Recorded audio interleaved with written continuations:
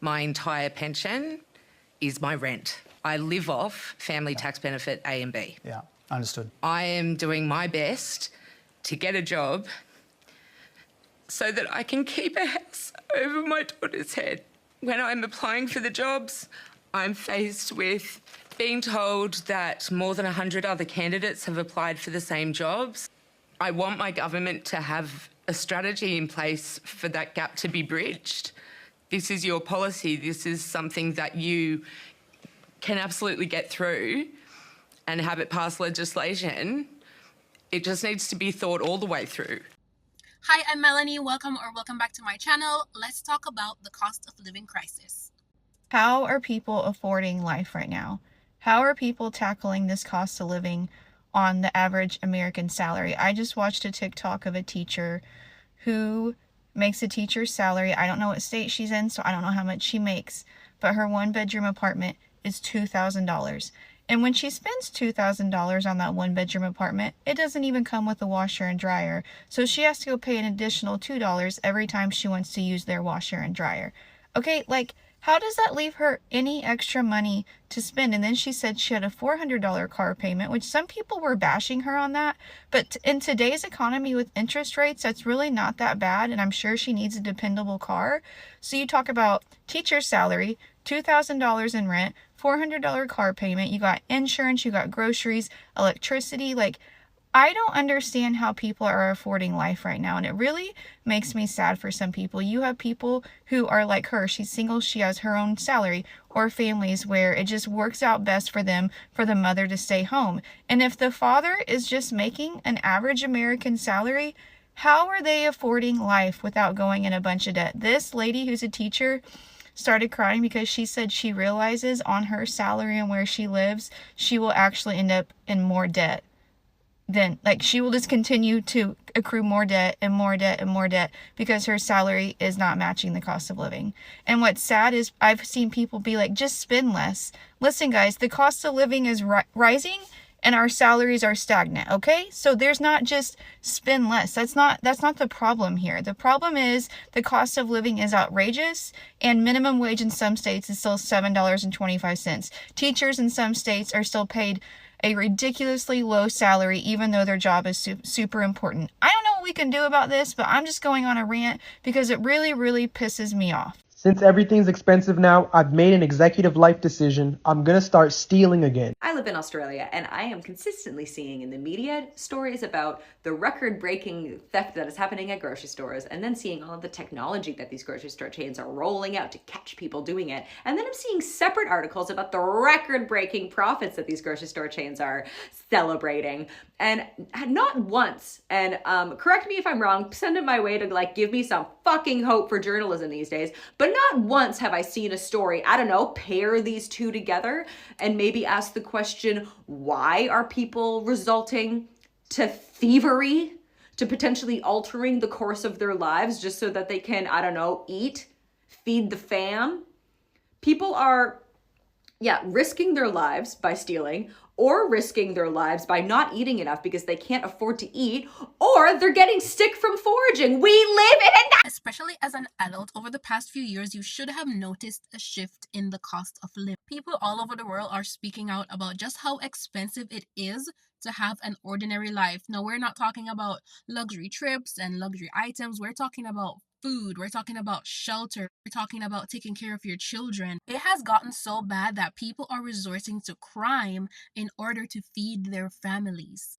So I'm sitting outside of Woolies waiting for it to open, and I'm thinking about the cost of living crisis and inflation and the fact that my rent has gone up and so have all of my bills, and like I literally can't afford to live. And I have a full-time job on a salary, so I don't know how some people are doing it, but I thought I'd tell you some of the things that I've had to give up because of the cost of living increases.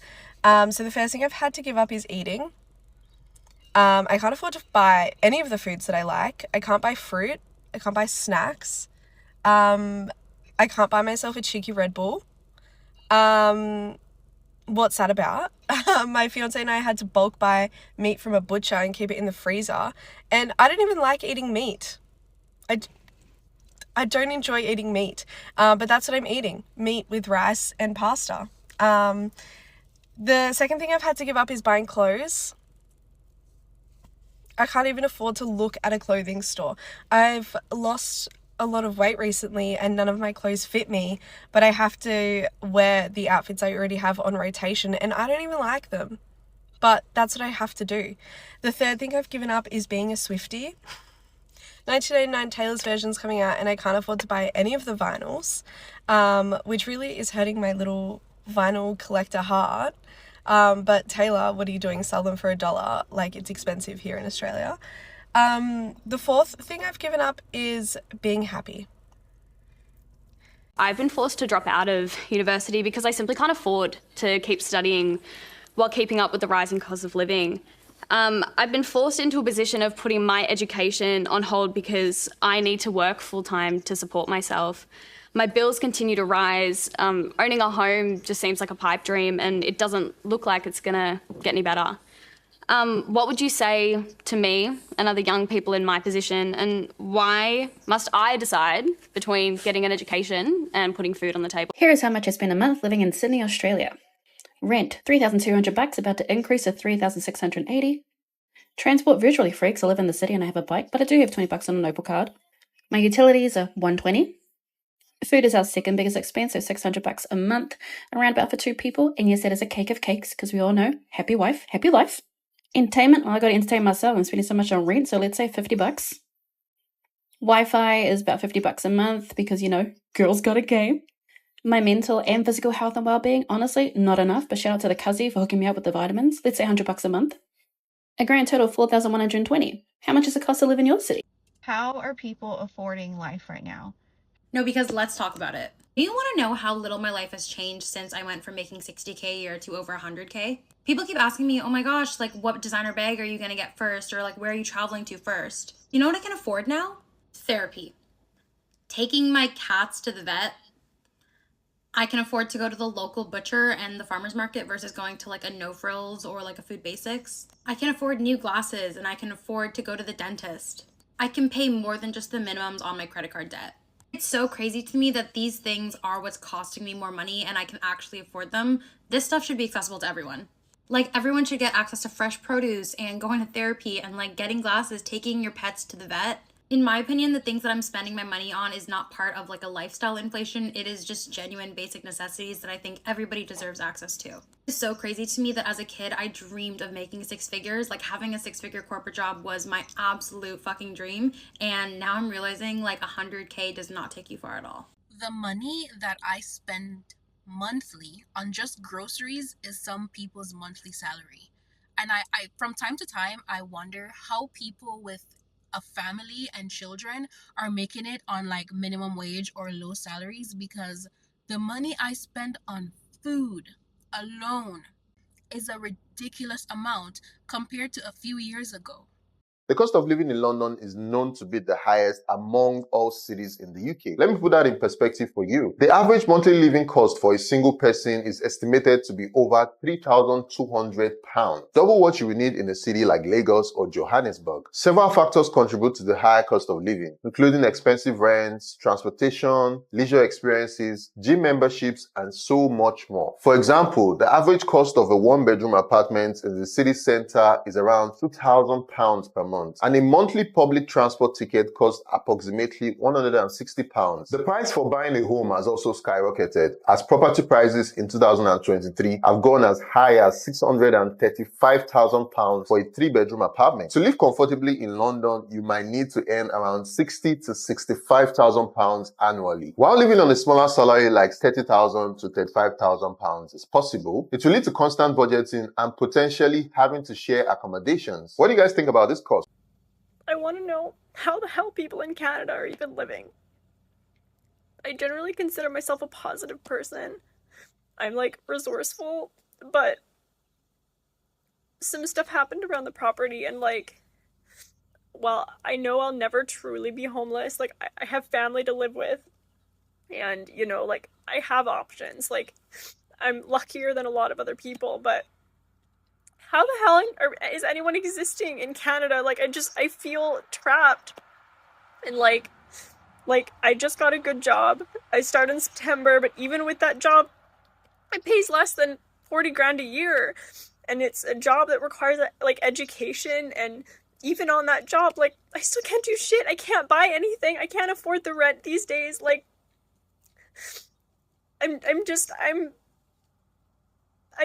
feeling so much despair, and I know I'm normally like really, really positive, but I'm just like, how is everyone else, and are you okay? Because the answer's probably no.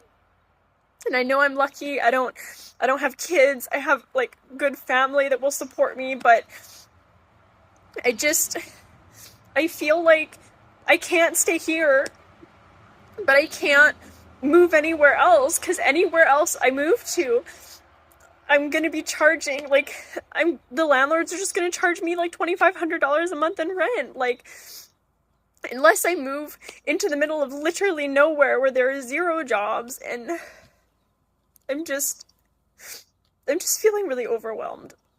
And like, I don't know. There's a part of me that just wants to say F it and just get a whole bunch of credit cards and just travel and just like get out of Canada, because like I know it's bad everywhere. I really do. But I don't know. I just, at 33 years old, like, I was really hoping that I could at the very least afford, you know, a small house. I don't want 3,100 square feet bullshit. I just want something small, 500 square feet, even less. And yet, it's so fucking expensive. Like, I don't know what I'm gonna do. Okay, so I live in Calgary, Alberta, Canada, and for those of you who don't know, Canada has like a serious fucked up inflation problem right now. I just got back from doing groceries, and I have $70 worth of groceries on my table right now, and I genuinely don't even know what I purchased that made it to $70. I had a fucking mini breakdown to my parents the other week, and I started like crying, like tears. They came in budget, and they were like, how is it? And I was like, tears. I'm working like 3 jobs right now. Like, I got out of university like last year in December, and I have been fucking grinding it out ever since, just because the cost of living, and I'm not even really saving that. I'm not saving anything really, but the cost of living is outrageous in Canada. And it's just so, I was telling my parents, like, it's just so frustrating that like you do all the right things, you go to university, and then you come out, you get a job, whatever, and you can barely fucking afford rent.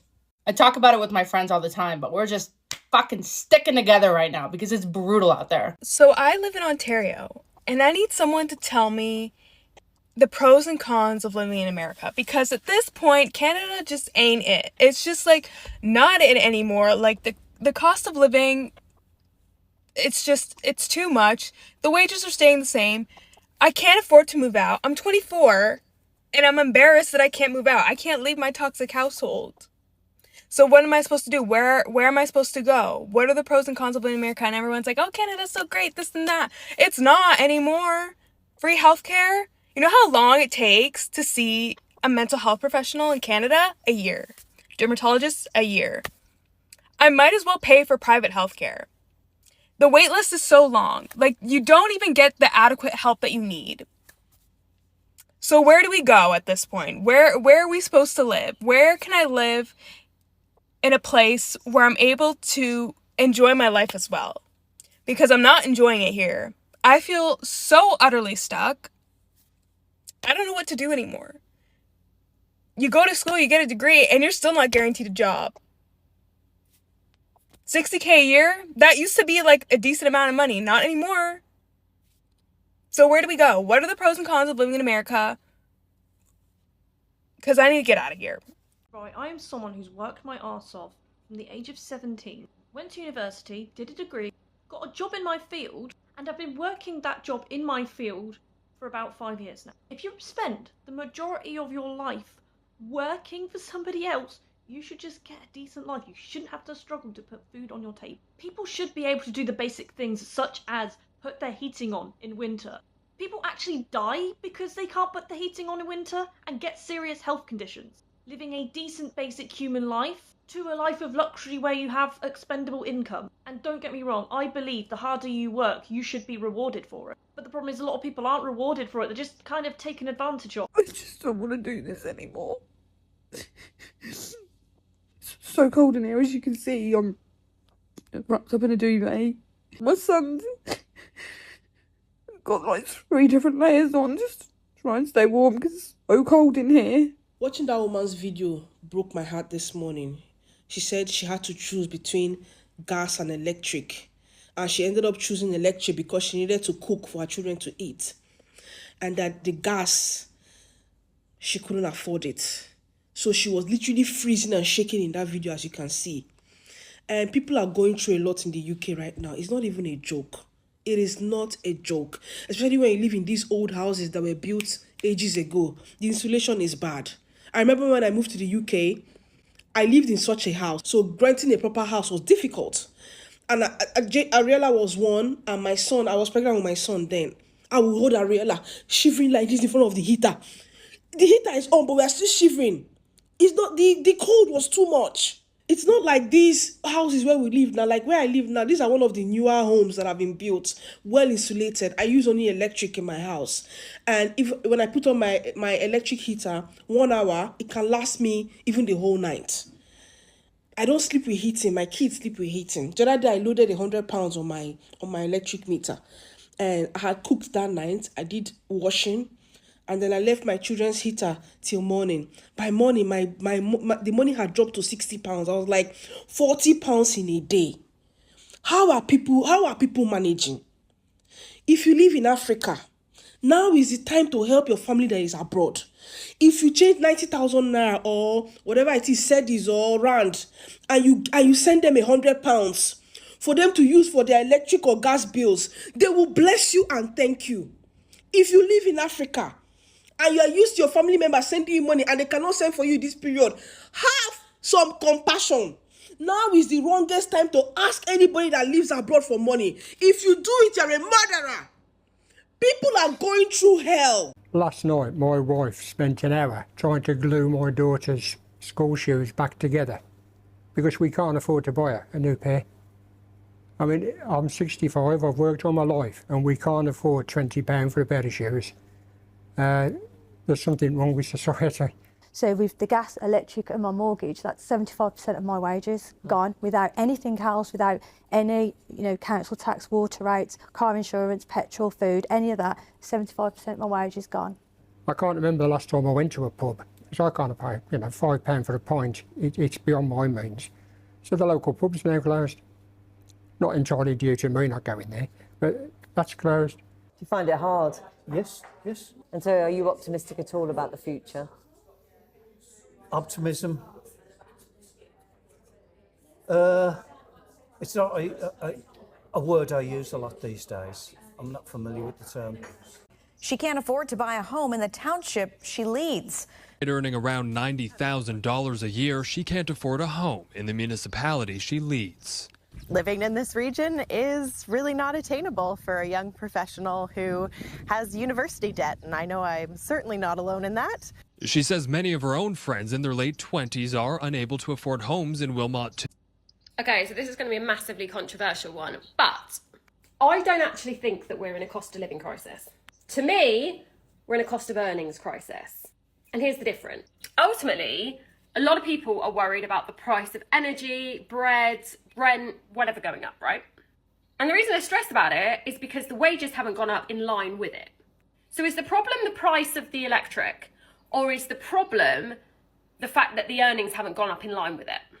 To me, it's the earnings, because I guarantee you, if I said to every single person in this account now, if we were to give you a 20% or 25% rise in your monthly wages right now, so say you're earning £2,000, if you were to now have £2,400, I guarantee the cost of energy wouldn't be so much of a problem. Would it still be a problem? Yes. Would it be so much of a problem? No.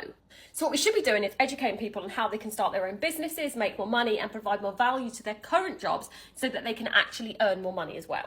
The cost of living is also one reason I think many people are not having children or not having large families, because when you think about rent or mortgage, think about gas, you think about food, car payments, and then you have to think about childcare and school fees and things like that, then a lot of families are opting out of having more children, and that's something that's unattainable for many people right now.